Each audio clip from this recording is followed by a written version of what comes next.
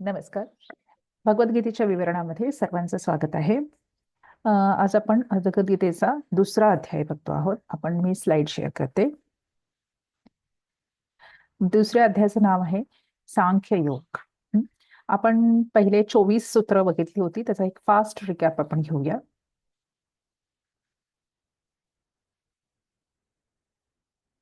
एकच मिनिट. सांख्य योग मध्ये जेव्हा पहिल्या अध्यायामध्ये अर्जुन जेव्हा शस्त्र काढून रथात बसतो, त्याच्यानंतर दुसरा अध्याय सुरू होतो आणि तेव्हा त्याच्यामध्ये तो कृष्ण म्हणतो की तुला हे क्लैब्य का प्राप्त झालं आहे.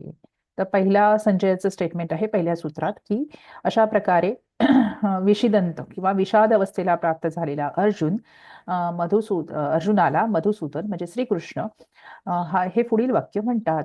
कुठले की तुला अशा प्रकारे कश्मल अशा प्रकारची ही शंका कुशंका तुझ्या मनात आता का उत्पन्न झाल्या, जे तुझं आर्यत्व नष्ट करतील, तुला अकीर्ती प्राप्त करून देतील. हे कुठून बरं तुला प्राप्त झालं. हे क्लैब्य तुझ्यावर शोभत नाही किंवा ही नपुंसकता तुझ्यावर शोभत नाही. त्यामुळे तू हे हृदय दौर्बल्य चा त्याग करून तू युद्धाला सज्ज हो. या कृष्णाच्या वक्तव्यावर अर्जुन अतिशय अश्रुपूर्ण नेत्रांनी अतिशय दुःखित अंतःकरणाने म्हणतो की मी द्रोण भीष्म यासारख्या रथी महारथी माझ्यासाठी जे पूजनीय आहेत त्यांच्यावर मी कसं काय बरे बाणांनी हल्ला करू, या त्यांना त्यांच्याशी कसा बरं युद्ध करू. अशा प्रकारच्या गुरुजनांना न मारता जर मी भिक्षा जरी मागितली तरी ते माझ्यासाठी श्रेयस्कर असेल. सो अशा प्रकारच्या गुरुजनांना मारून त्यांच्या रक्तांनी रक्तरंजित असे हे जे भोग किंवा ऐश्वर घेऊन मी काय करू, असं तो म्हणतो आहे. पुढे सुद्धा तो म्हणतो आहे की या युद्धाचा जो परिणाम होईल म्हणजे आम्ही त्यांना जिंकू, म्हणजे आम्ही कौरवांना जिंकू किंवा ते आम्हाला जिंकतील, या दोघांपैकी काय श्रेष्ठ आहे किंवा काय योग्य आहे हे मला समजत नाहीये. त्यामुळे कारण का समजत नाहीये, कारण मी ज्यांना मारू इच्छित नाही असे सर्व ते धार्तराष्ट्र किंवा असे सर्व कौरवजन इथे माझ्यासमोर उभे ठाकलेले आहेत. हे ऐकल्यानंतर तेव्हा तो स्वतःची अवस्था कार्पण्य दोष असं म्हणतो की ह्या कार्पण्य दोषामुळे मला ग्रस्त झालो आहे आणि मला धर्म अधर्म मधला भेद समजत नाहीये किंवा काय योग्य आहे ते समजत नाहीये. त्यासाठी तुम्ही तुझा शिष्य आहे, तुम्ही तुला शरण आलो आहे, तेव्हा तू मला इथे उपदेश कर. कारण माझ्या इंद्रियांचा हा जो शोक उत्पन्न झाला आहे माझ्यामध्ये, तो मला कितीही समृद्ध राज्य किंवा देवांचं अधिपत्य हे जरी मला दिलं तरी पण मला हा जो शोष इंद्रियांचा किंवा हा विषाद मला उत्पन्न झालेला आहे, हा कार्पण्य दोष उत्पन्न झालेला आहे, त्याच्यापासून माझी सुटका मला काही दिसत नाही. तेव्हा तू मला उपदेश कर असं असं अर्जुन म्हणतो आहे. ह्याच्यावर संजयचं पुढचं स्टेटमेंट आहे की अशा प्रकारे श्रीकृष्णाला हे बोलून अर्जुन तिथे मी आता युद्ध करत नाही, अहम न योत्से इति उक्त्वा, किंवा मी युद्ध करत नाही असं म्हणून तिथे रथामध्ये बसला. आणि हे म्हटल्यानंतर हे ऐकून मंदस्मित करत श्रीकृष्णाने त्या विषिदंत म्हणजे त्या विषाद उत्पन्न झालेल्या अर्जुनाला पुढील वचन म्हणाला. आता इथून ऍक्च्युली भगवद्गीता सुरू होते. सो हे आपण मागच्या वेळेला बघितलं होतं. पुढे तो कृष्ण म्हणतो की अशोचान अन्वशोचस्त्वम, तू ज्यांचा शोक करायचा नाही आहे त्यांचा तू शोक करतो आहेस आणि तरी सुद्धा तू मोठ्या मोठ्या पंडितांसारखा बोलतो आहेस. पण पंडित लोक किंवा ज्ञानी लोक तर मृत किंवा जिवंत या कुठल्याही माणसांचा शोक करत नाहीत. मग तू असा पंडितांसारखा बोलतो आहेस आणि शोक पण करतो आहेस, तर हे कुठेतरी सार्कॅस्टिक किंवा कुठेतरी अनुकूल नाही होते तुझं बिहेवियर एकमेकांनाच. तो का म्हणतो पंडित का शोक करत नाहीत, तर ज्याचा त्यांनी cycle of birth and death explain केली त्याच्यानंतर की तू जे म्हणजे असा कधीही काळ नव्हता जेव्हा तू नव्हतास, मी नव्हतो किंवा हे सगळे लोक पण नव्हती, असा कुठलाच काळ नव्हता आणि असा भविष्यात कुठला काळ असणारही नाही जेव्हा तू नाही, मी नाही किंवा ही सगळी लोक नाही, ते आपण असणारच आहोत. त्यामुळे जसा आपला देह कौमारावस्थेतून यौवनावस्थेमध्ये, त्याच्यातून जरावस्थेमध्ये, वार्धक्यावस्थेत जातो, तसाच देहांतर प्राप्ती म्हणजे एक देह सोडून दुसऱ्या देहामध्ये पण जातो. परंतु ते तिथे देहांतर प्राप्तीमध्ये बऱ्याच लोकांना दुःख होतात. का बरं दुःख होतात? जसं नॉर्मल 25शीतनं 30शीत, 30शीतनं 40शीत, 40शीतनं 50शीत, 50शीतनं 60शीत जातो. तसेच देह हा एक देह सोडून दुसऱ्या देहात जायचंय. पण तिथे दुःख होतं. दुःख का होतं? तर मात्रा स्पर्श हा पेअर्स ऑफ अपोजिट्समध्ये मात्रा स्पर्श म्हणजे इंद्रियांची जी सुखं आहेत त्याविषयी तो सांगतो आहे, की ही इंद्रियांच्या सुखांमुळे हे दुःखकारक होतं, की एक देह सोडून काही काळापर्यंत अशरीरी अवस्थेमध्ये राहणे आणि पुन्हा नवीन शरीर प्राप्त करणे याच्यासाठी काही आत्मे किंवा काही लोकांना त्रास होतो. तर तो काय म्हणतो आहे की तू त्यांच्यावर कंट्रोल मिळव. का बरं? तर ते शीतोष्ण सुख दुःख हा ते शीत उष्णच्या पेअर्स ऑफ ऑपोजिट्समध्ये किंवा मान अपमान दिवस रात्र यांचे जे पेअर्स ऑफ ऑपोजिट्स द्वंद्व असतात त्यांच्यातून उत्पन्न झालेले हे इंद्रिय सुख आहेत आणि आगमापायीनं ते येत जात असतात इंद्रिय सुख. त्यांचा नित्य अनित्य आहात ते अनित्य आहेत ते नित्य नाही. तेव्हा त्यांना तू सहन करायला शिक किंवा त्यांच्यावर कंट्रोल ताण तितिक्षस्व भारत तू त्यांच्यावर कंट्रोल करायला शिक त्यांच्यावर म्हणजे त्यांच्या अधीन जाऊ नकोस. ओके. कारण ज्यांच्यासाठी सुखदुःख समान अवस्था झालेलं आहे ज्यांनी इंद्रियांवर नियंत्रण मिळवलेलं आहे अशा लोकांसाठी अशी लोक कुठल्याही परिस्थितीत व्यथित होत नाहीत आणि तेच अमृतत्वाय कल्पते. ते अमृतत्वाय कल्पते म्हणजे सह अमृतत्वाय कल्पते म्हणजे अशीच लोक योग सिद्धीसाठी किंवा योग साधनेसाठी एलिजिबल असतात. ओके. पुढे तो काय म्हणतोय की न असं तो विद्यते भाव म्हणजे असतचा भाव म्हणजे असत इत्युक्ते शरीर किंवा अथवा प्रकृती जी असत्य आहे किंवा जी शाश्वत नाही तिचा भाव कधीच तिचा भाव म्हणजे अस्तित्व तिचं अस्तित्व नसतंच. पहिली गोष्ट म्हणजे न अभावो विद्यते सतः म्हणजे सत जे आहे आत्मा सच्चिदानंद सो त्याचा अभाव कुठेही नसतो म्हणजे तो नाही असंही नाही. म्हणजे आत्म्याचा अभाव आणि असतचं अस्तित्व म्हणजे शरीराचं प्रकृतीचं अस्तित्व असं नसतंच. या दोघांना तत्वदर्शीही म्हणजे तत्वज्ञानी लोक या दोघांना समान ह्याच्याने किंवा ह्यांचा एंड किंवा ह्यांचा अंत म्हणजे शरीराचा अंत तत्वज्ञानी लोकांनी बघितलेला असतो. त्यामुळे तू काय कर की या असतमध्ये जो सत आहे किंवा या प्रकृती शरीरामध्ये जो आत्मा आहे त्याला बघायची किंवा त्याला जाणून घ्यायची सवय तू लावून घे. कारण तो कसा आहे तो अविनाशी आहे. त्यानेच येन सर्वमिदं ततम ह्यानेच सर्व जग व्यापलेलं आहे. अस्य विनाशस्य ह्याचा विनाश करायला कोणीही समर्थ नाही. म्हणून तो काय म्हणतो आहे की या देहींचे किंवा या आत्म्याची ही जी शरीर आहे ती नाशवंत आहेत. ओके. त्यामुळे आणि परंतु आत्मा हा अविनाशी आहे अनाशीनः अप्रमेय म्हणजे न मोजण्यासारखा किंवा ज्याचं परिमाण लागणार नाही असा आहे. तेव्हा त्याला तू जाण आणि या शरीराचा झोक करू नकोस आणि तू युद्धाला सज्ज हो. जे लोक यांना मारक आहेत म्हणजे आत्मा मरतो किंवा आत्म्याला मारू शकतो असं जे मानतात ते दोघेही म्हणजे अशा प्रकारची दोन्ही प्रकारची माणसं ही ऍक्च्युली अज्ञानी आहेत. त्यांना काहीच माहीत नसतं. मग तो डायमेन्शन्स ऑफ द रियालिटी किंवा आत्मा म्हणजे काय हे सांख्ययोग मूलतः हा सांख्ययोग पुढे सांगतो आहे की बऱ्याच लोकांना आत्म्याचं नॉलेज नसतं तर तो आत्म्याचं नॉलेज सांगतो आहे किंवा ज्ञान देतो आहे की हा न जयते म्रियते वा ह्याचा जन्म होत नाही ह्याचा मृत्यू होत नाही हा होऊन पुन्हा होणारे असंही होत नाही कारण तो असतोच. It is flowing it energy is there energy cannot be created cannot be destroyed हे आपल्याला माहिती आहे. सो ह्याचा नाश होत नाही ह्याची उत्पत्ती पण पुन्हा पुन्हा होत नाही तो आहेच. अज आहे अजन्म आहे नित्य शाश्वत पुराण अशा प्रकारचा या हन्यमान किंवा या नाशवंत शरीरामध्ये तो आहे. पुढे म्हणतो आहे की वेदा अविनाशिनम वेदांनी म्हटले तू याला अविनाशी आहे असं जाण. वेदवित्त आणि एनम अजम अव्ययम हा अजन्म आहे अव्यय आहे म्हणजे ज्याला त्याचा तुम्ही नाश करू शकत नाही. अशा प्रकारच्या आत्म्याला कोण बरं मारू शकतं? पुढे तो म्हणतो आहे की जसं वस्त्र बदलतात तशी आत्मा हा शरीर बदलतो आहे. आत्म्याला शस्त्राने मारू शकत नाही अग्नीने जाळू शकत नाही पाण्याने वाहून नेऊ शकत नाही डिस्ट्रॉय करू शकत नाही कुठल्याही प्रकारचं डिस्ट्रक्शन या आत्म्याचं शक्य नाही. ओके. असं तो कारण हा नित्य आहे सर्वगत आहे सर्वत्र आहे अणुयुक्त आहे सनातन आहे. अशा प्रकारचा तो सांगतो आहे. सो इथपर्यंत आपण 24व्या सूत्रापर्यंत आपण मागच्या सेशनमध्ये आलो होतो. आता थोडस मी मोठं करते.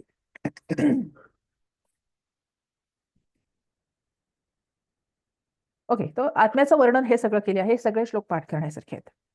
पुढे कृष्ण त्याला ऍडवाइस देतोय. अशा प्रकारचं वर्णन करून झाल्यानंतर कृष्ण त्याला ऍडवाइस काय करतो आहे की हे अशा अशा प्रकारचा आत्मा आहे हे तू जाणून घे. पुढे तो म्हणतो आहे अव्यक्तो यमचिन्त्यो यमविकार्यो यमुच्यते तस्मादेव विदित्वैनं नानुशोचितुम् अर्हसि.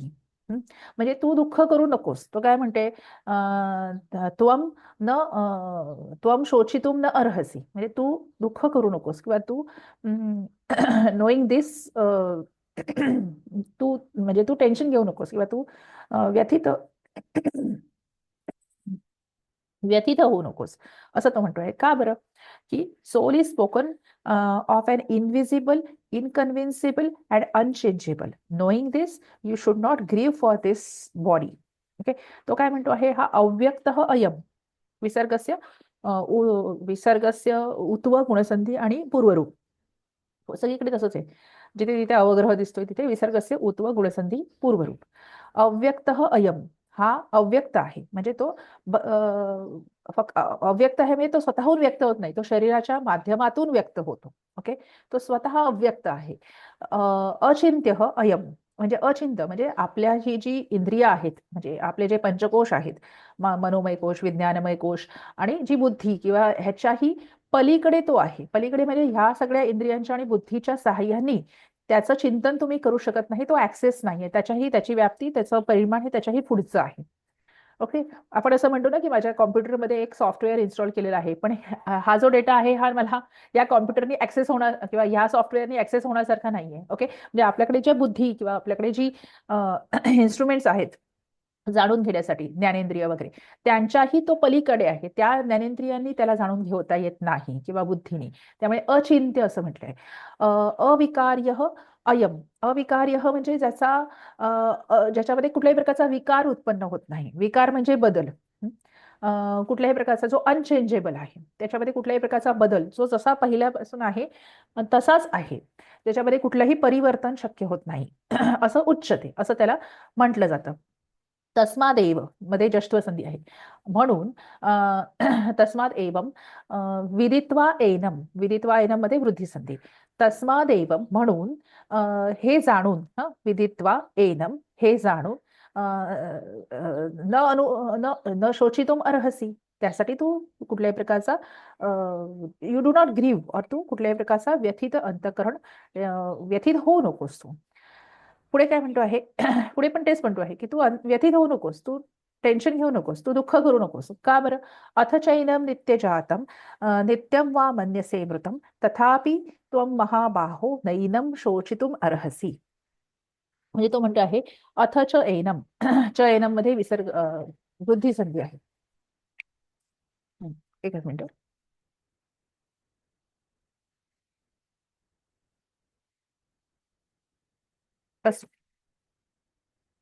न च एनम नित्य जातम. म्हणजे तू जरी ह्याला नित्य जातम म्हणजे तू ह्याला त प्रत्यय आहे, जन्म होणारा जरी मानत असलास, नित्यम वा मन्यसे मृतम म्हणजे त्वम मन्यसे तू मानत असलास काय, तर मृतम म्हणजे जरी तू ह्याचा जन्म होतो आणि याचा मृत्यू होतो हे जरी मानत असलास, तथापि त्वम महाबाहो हे महाबाहो न न एवं शोचितुम अर्हसि, न एवं मध्ये वृद्धी सते. म्हणून तरी म्हणजे जरी तू ह्याचा जन्म होतो मृत्यू होतो असं जरी तू मानत असलास, तरी सुद्धा तू शोक करू नकोस. कारण काय आहे की जन्म होतो मग मृत्यू होतो, पुन्हा जन्म होणार आहे, पुन्हा मृत्यू होणार आहे. ऍक्च्युली तो अजन्म आहे, परंतु तुला जर वाटत असेल की ह्याचा नित्य जन्म होतो आणि नित्य मृत्यू होतो, हा मारला जातो असं तुला वाटत असलं, तरी सुद्धा ते ज्या अर्थी मृत्यू झाला आहे, पुन्हा जन्म होणार आहे, पुन्हा मृत्यू, पुन्हा जन्म, पुन्हा मृत्यू, त्यामुळे तू तू कशाला शोक करतो आहेस या गोष्टींचा असं तो म्हणतो. If however you think self is or the Atman is subject to constant birth and death, even then you should not grieve like this. असं तो म्हणतो.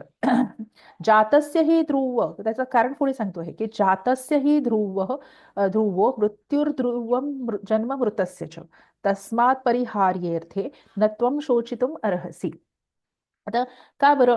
कारण जातस्य ही ध्रुवो मृत्यूमध्ये विसर्गस्य गुणसंधी उत्व गुणसंधी, मृत्युर्ध्रुवम मध्ये विसर्गस्य रेफः, अनंतरम तस्मात अपरिहार्य मध्ये जष्टव, अपरिहार्ये अर्थे मध्ये पूर्वरूप. ओके, श्रोतिजुम अर्हसी. जातस्य म्हणजे जो जन्माला आलेला आहे, जात येथे क प्रत्यय, जातस्य षष्टी एकवचन, ज्याचा जन्म झालेला आहे किंवा त्याचा ही ध्रुव मृत्यू, ध्रुव म्हणजे निश्चित आहे, ध्रुव तारा असतो ना जो निश्चितपणे अढळ असतो किंवा असत म्हणजे त्याच्यावर काही शंका नसते, तो अढळ आहे, त्यामुळे तो आहेच. त्यामुळे मृत्यू म्हणजे ज्याचा जन्म झाला आहे त्याचा मृत्यू हा होणारच आहे, हे अटळ सत्य आहे. ध्रुवम जन्म मृतस्य च, म्हणजे जो मेलेला आहे, मृत झालेला आहे, पुन्हा क प्रत्यय, षष्टी एकवचन, ज्याचा जो मृत झालेला आहे, मृत आत्म्याचा सुद्धा पुन्हा जन्म होणार आहे. तस्मात अपरिहार्ये थे, आता हे तस्मात अपरिहार्ये म्हणजे जे अपरिहार्य आहे, जे चेंजेबल नाहीये, ज्याच्यामध्ये परिहार घडून येत नाही, हे सत्य आहे. ज्याचा जन्म होतो त्याचा मृत्यू होतो, ज्याचा मृत्यू होतो त्याचा जन्म होतो, हे अपरिहार्य किंवा हे न टाळता येण्यासारखं सत्य आहे.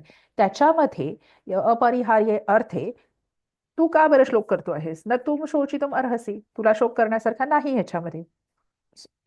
पुढे म्हणतो आहे तो आता आता हे जे त्यांनी म्हटलेलं आहे की न तुम शोषितुम अर्हसी, हे ते 3 श्लोकांसाठी पुढे तो स्पष्टीकरण देतो आहे. कृष्णाने हा ऍडवाइस त्याला केलाय की तू दुःखी अवस्था दुःख करू नकोस. का बरं करू नकोस, त्याची कारणं पुढे दिली आहे. कृष्णाच explanation about this his advice. तो काय म्हणतो आहे की आता त्याला पुन्हा तो एक योग आत्म्याचं नॉलेज देतो आहे. अव्यक्तादिनी भूतानी व्यक्तमध्यानी भारत अव्यक्त निधनान्येव तत्र का परिवेदना. अव्यक्तादिनी म्हणजे काय म्हणते, all created beings okay are unmanifest before birth, manifest in life and again unmanifest on death. So why to grieve. Okay म्हणजे तो म्हणतो हे अव्यक्तादिनी म्हणजे आधी म्हणजे प्रारंभ अवस्थेमध्ये ते अव्यक्त असतात, म्हणजे जन्माच्या आधी म्हणजे अशरीरी अवस्थेमध्ये आत्मा हा अव्यक्त असतो. भूतानी व्यक्त मध्यानी, म्हणून त्याला भूभवती धातू आहे. भूतानी म्हणजे ज्याचा जो प्रकट झालेला आहे किंवा ज्याचं अस्तित्व आहे ते फक्त व्यक्त होतात. अस्तित्व आहे म्हणजे शरीराचं अस्तित्व आहे, आत्म्याचं तर अस्तित्व आहेच पहिल्यापासून. सो पण ते व्यक्त होतात शरीरामध्ये. जेव्हा आत्मा एंटर करतो तेव्हा तो व्यक्त होतो शरीराच्या माध्यमातून. हा म्हणून मधल्या अवस्थेमध्ये जेव्हा त्याचा जन्म होतो त्या मधल्या अवस्थेमध्ये तो व्यक्त होतो, म्हणजे भूतानी म्हणजे जे काही ऑल लिव्हिंग बिंग्स जे आहेत ते व्यक्त होतात. हे भारत अव्यक्त निधनानी एव मध्ये यडसंधी.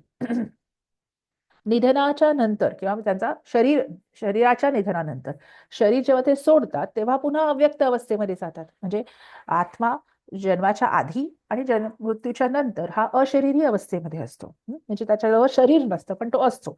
त्यामुळे आधी तो अव्यक्त असतो, मध्ये व्यक्त होतो, पुन्हा अव्यक्त असतो. तर हे तू जाणून घे. तत्र का परिवेदना, मग आता ह्याच्यामध्ये दुःख करण्यासारखं काय आहे. म्हणजे फॉर एक्झाम्पल एखाद्या रूम मध्ये एखादा क्लास चालू आहे, आधी तिथे टीचर नसतात, तिथे ते व्यक्त असतात का, नसतात, ते दुसरीकडे कुठेतरी असतात. मग काही कालावधीने ते टीचर त्या वर्गात येतात, उदाहरणासाठी सांगते, म्हणजे ते तिथे त्या वर्गामध्ये व्यक्त होतात आणि काही कालावधीनंतर त्या वर्गात निघून जातात. म्हणजे म्हणजे ते पुन्हा अव्यक्त होतात. आधी अव्यक्त होते, क्लास सुरू झाल्यानंतर व्यक्त झाले, क्लास संपल्यानंतर पुन्हा अव्यक्त झाले. म्हणजे टीचर नाही आहेत का अस्तित्वात, नाही, मध्ये फक्त ते आधी अव्यक्त होते, मग व्यक्त अवस्थेमध्ये आले, नंतर अव्यक्त झाले. ओके म्हणजे दिसेनासे झाले असं म्हणूया आपण, की आपल्याला दिसेनासे झाले, आपल्याला ऍक्सेसिबल नाही झाले. ओके म्हणजे ते टीचर नसतात का, असं नाहीये, ते असतातच. ओके तशाच पद्धतीने काही काळासाठी व्यक्त, पुन्हा अव्यक्त, पुन्हा व्यक्त, अव्यक्त, अशाच प्रकारे आत्म्याचा प्रवास सुरू असतो. त्यामुळे आता तू का ह्याच्यासाठी दुःख करतो आहेस, तिथे कुठल्या प्रकारची परिवेदना किंवा दुःख करण्यासारखं काही नाहीच आहे. आश्चर्यवत पश्यति कश्चिदेनम् आश्चर्यवद् वदति तथैव चान्यः आश्चर्यवच्चैन मन्यः शृणोति श्रुत्वाप्येनं वेदन चैव कश्चित्. संधी फोडूया, मोठे मोठे श्लोक आहेत. आश्चर्यवत पश्यति वर्णभेद, कश्चित एनम, कश्चित एनम मध्ये जष्टव संधी आहे.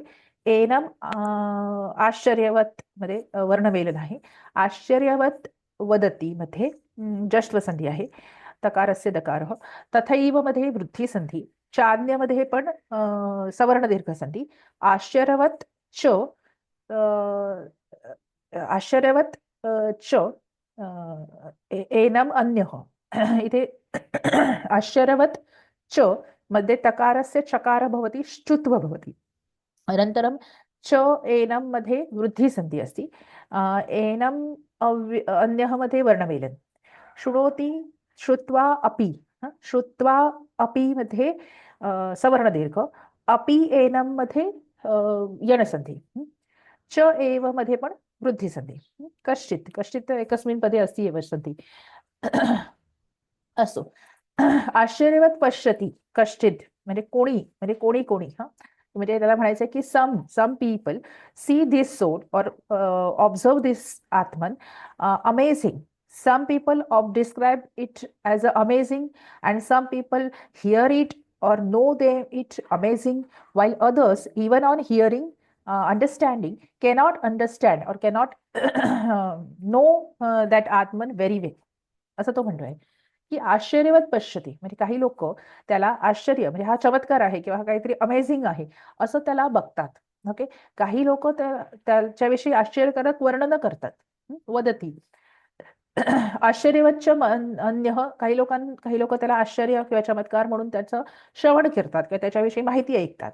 आणि हे सगळं करून सुद्धा सुद्धा श्रुत्वा अपि एनम, हे सगळं करून सुद्धा न चैव कश्चित वेद म्हणजे त्याला निश्चितपणे कोणीही जाणू शकत नाही.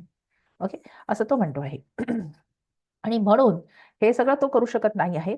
म्हणून तू न त्वम शोचितुम अर्हसि, म्हणून तू दुःख करू नकोस असं त्याला म्हणायचंय. पुढे तो काय म्हणतोय, देही नित्यम वध्योयम देहे सर्वस्य भारत तस्मात सर्वाणि भूतानि न त्वम शोचितुम अर्हसि. बाबा तू दुःख करू नकोस, तू व्यथित होऊ नकोस. का? की देही नित्यम अवध्य अयम. अवध्य अयम मध्ये विसर्गस्य उत्व गुणसंधी. तस्मात सर्वाणी मध्ये वर्णविलन आहे. शोचितुम अर्हसि. असो. देही, देही म्हणजे जो देहामध्ये आहे. इनी प्रत्यय देहीन प्रातिपदिक. तर जो देहामध्ये आहे तो आत्मा नित्यम अवध्य अयम म्हणजे हा आत्मा नित्य सदा सर्वदा अवध्य आहे. म्हणजे तो मारण्यासारखा नाही किंवा तो मारू शकत आपण त्याला नाही. अवध्य इति तव्यत प्रत्यय असती. क्षम्यता विय प्रत्यय असती. पुल्लिंग प्रथम ऐकवचन. हा मारण्यासारखा नाही, त्याला आपण मारू शकत नाही. कशामध्ये? देही, शरीरामध्ये ह्याला मारता येत नाही या आत्म्याला.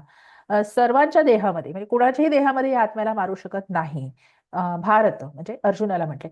तस्मात सर्वाणी भूतानी, म्हणूनच ही सर्व भूत ही नेहमी असतातच.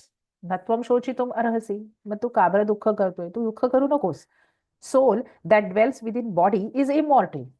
त्याचा मृत्यू संभवत नाही, त्याचा वध करणे संभवत नाही. Therefore you should not mourn for anyone. Okay. असं तो म्हणतो आहे. पुढे तो काय म्हणतो आहे की तरी क्षत्रियाच्या ड्युटीज किंवा जे क्षत्रिय आहेत त्यांच्यासाठी धर्म किंवा त्यांची त्यांची ड्युटीज सांगतो आहे. स्वधर्ममपि चावेक्ष न विकंपितुम अर्हसि धर्म्याधी युद्धात श्रेयोन्य नेयोन्यक्ष क्षत्रियस्य न विद्यते. संधी बघूया. स्वधर्मम अपि वर्णभेदम च अवेक्ष सवर्ण दीर्घ संधी. धर्म्याद ही पूर्वसवर्ण संधी. युद्धात श्रेयम तकारस्य चकारः श्रुत्व भवति. श्रेयः इति अस्ति. शकारस्य चकारः भवति छत्वसन्धि. श्रेयः अन्यः विसर्गस्य उत्व गुणसन्धि पूर्वरूप. अन्यः अन्यत अन्यः नाही अन्यत आहे. अन्यत क्षत्रियस्य न विद्यते. तो काय म्हणतोय की besides considering your duty as a warrior you should not be वेवर or you should not be full of sorrows. Indeed, for a warrior, there is no better engagement than fighting for upholding the righteousness. तो काय म्हणतोय? स्वधर्मम अपीच अवेक्ष म्हणजे क्षत्रियाचा धर्म काय आहे? तर पापपुण्याची चिंता न करता स्वतःचा धर्म पालन करणे. ओके. रक्षण करणे हे क्षत्रियाचा धर्म आहे. तो धर्म जाणून सुद्धा च अवेक्ष म्हणजे त्याच्यावर लक्ष ठेवून सुद्धा और कन्सिडर करून सुद्धा न विकंपितुम अर्हसि. ते सुद्धा करून सुद्धा तू असा वेवर विकंपितुम इत्युक्ते म्हणजे तुझ्या मनामध्ये कंप का उत्पन्न झाले आहे, तू असा तुझे हातपाय का गळायला लागले, हातपाय का थरथरायला लागले आहेत, तू दुःख का करतो आहेस. तर त्याच्या म्हणजे स्वतःचा धर्म आठवून सुद्धा तू अशा प्रकारचे दुःखित अवस्थेला प्राप्त होता कामा नये. का तर धर्म्याद ही युद्धात श्रेय.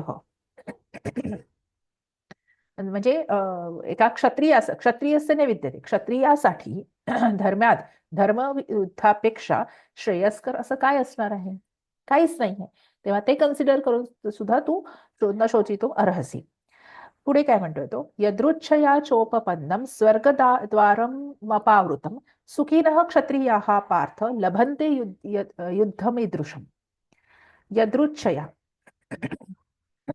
क्षम्यता च उपपन्न गुणसंधी, स्वर्गदारम अपावृतम सुखिनः त्याच्यात काही संधी नाही. ओके, तो काय म्हणतोय, happy are those warriors to whom such opportunities to defend for righteousness come unsought, opening for them in the stairway to the celestial bodies किंवा abodes. तो काय म्हणतोय, यदृच्छयाच्या उपपन्नम म्हणजे अशा प्रकारच्या ज्या संधी, धर्मासाठी युद्ध करण्याच्या ज्या संधी येतात त्या क्षत्रियांसाठी स्वर्गद्वार किंवा स्वर्गाचं द्वार उघडून देतात. ओके, त्यांना वीरगतीला प्राप्त करून देतात, त्यांच्यासाठी सेलेस्टियल बॉडीज म्हणजे स्वर्गाचं द्वार उत्पन्न करून देतात. ओके, सो सुखीन युद्धम ईदृशम, ईदृशम युद्धम म्हणजे अशा प्रकारचं युद्ध क्षत्रिया म्हणजे ज्या प्रकारच्या क्षत्रियांना लाभलेलं आहे त्यांच्यासाठी स्वर्गाचं द्वार उघडतं. तेव्हा तू अशा प्रकारचं चिंता करू नकोस, तू युद्धासाठी सज्ज हो. सुखीना क्षत्रिय म्हणजे जे भाग्यवान असं त्याला म्हणायचं आहे, जे सुखी क्षत्रिय किंवा भाग्यवान क्षत्रिय असतात त्यांच्यासाठीच अशा युद्धाच्या संधी प्राप्त होतात आणि त्यांच्यासाठीच या युद्ध केल्यामुळे त्यांना स्वर्गाची दारे उघडी होतात. त्यामुळे तू युद्ध कर. तो पुढे काय म्हणतो आहे, पुढे तो आता बिचारा पहिले त्याला ज्ञान दिलं, त्याच्यानंतर अर्जुनाला मग त्याला सांगितलं की उपदेश केला की तुझ्यासाठी काय योग्य आहे ते. हा, बरं तो उपदेश का करायचा तेही सांगितलं, आत्म्याविषयी सर्व वर्णन केलं.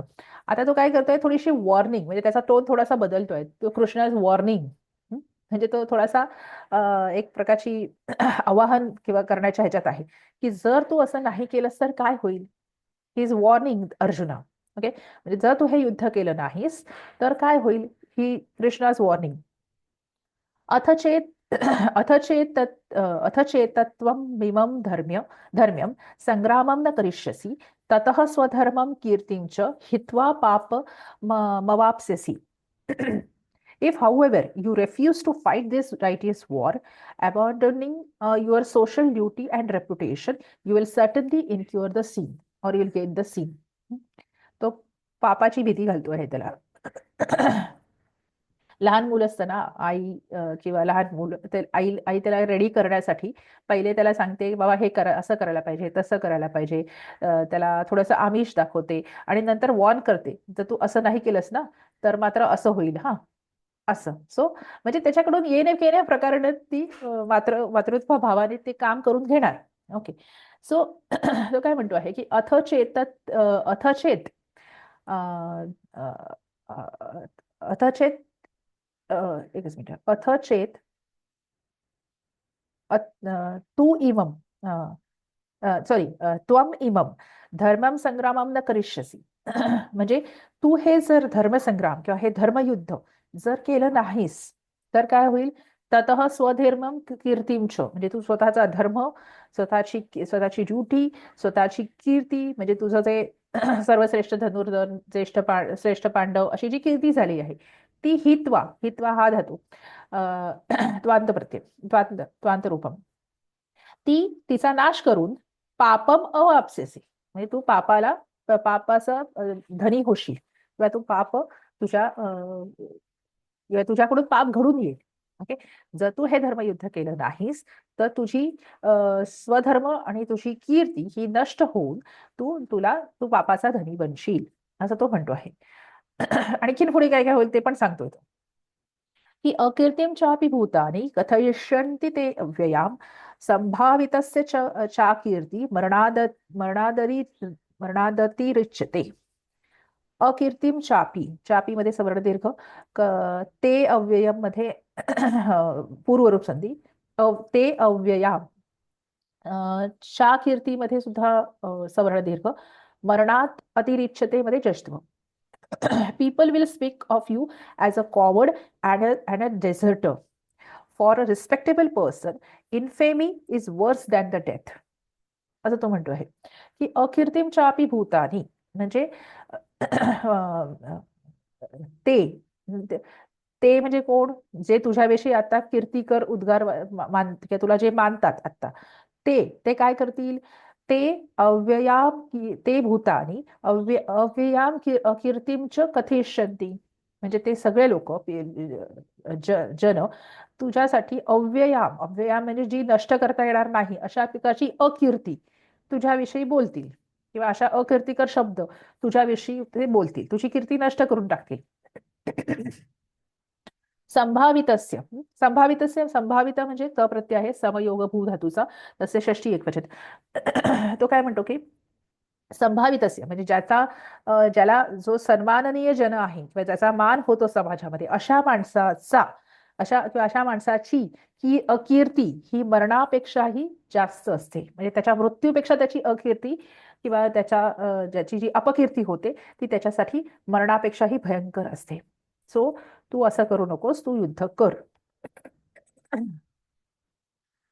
पुढे म्हणतो आहे की भयाद्रणादुपरतं मनस्यते त्वाम महारथाः येषां च त्वं बहुमतो भूत्वा यास्यसि लाघवम्.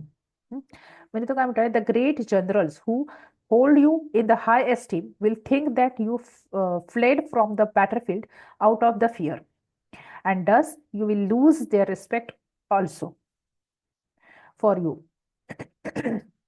भयाद रणात उपरतम, म्हणजे भीतीमुळे रणापासून, रणातून निघून गेलेला किंवा ज्याला उपरत झालेला आहे, असं त्वाम मनस्यते, असं ते महारथ आहात म्हणजे ते रथी महारथी राजे तुला काय समजतील की भीतीमुळे म्हणजे पराजयाच्या भीतीमुळे किंवा आत्मस्वकीयांना मारण्याच्या भीतीमुळे तू रणातून पळून गेलास असं ते तुला, किंवा तू भित्र आहेस असं ते तुला मानतील. कोणासाठी, येशांच त्वं बहुमतः भूत्वा यास्यसि लाघवम्.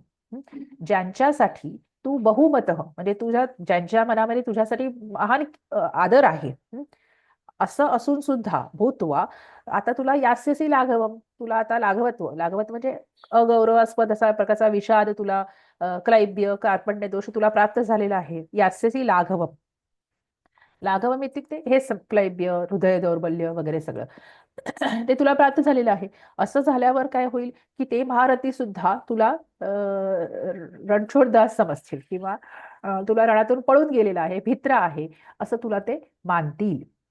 सो ही त्यांच्याबद्दल आतापर्यंत त्यांच्या मनात तुझ्याबद्दल रिस्पेक्ट होता, परंतु आता तो नष्ट होईल असं म्हणतोय. अवाच्यवादांश बहून वदिष्यन्ति तवाहिताः निंदन्तस्तव सामर्थ्यम ततो दुःखतरम नु किम. तो काय म्हणतोय की संधी बघूया. अवाच्यवादांच सत्वसंधी आहे, बहुन वदिष्यन्ति वर्णमेलन, तव अहिताः, अहिताः म्हणजे शत्रू, अनेक शत्रू जे तुझं अहित चिंततात ते तुझे हितैषी शत्रू.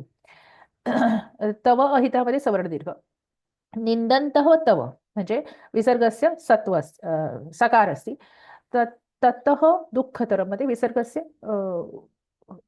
उत्व गुणसंधी. दुःखतरम किम म्हणजे तो म्हणतो your enemies or who do not think good about you, your enemies will defame and humiliate you with unkind words, disparaging your might. Alas, what could be more painful than that. म्हणजे तो म्हणतो आहे की अवाच्यवादान तव अहिताः म्हणजे तुझे शत्रू, तव सामर्थ्यम निंदन्तः म्हणजे तुझं सामर्थ्य, तुझ्या सामर्थ्यांची निंदा करताना या करत करत, निंदन्तः इति शत्रांत प्रत्ययसी प्रथमा बहुवचन,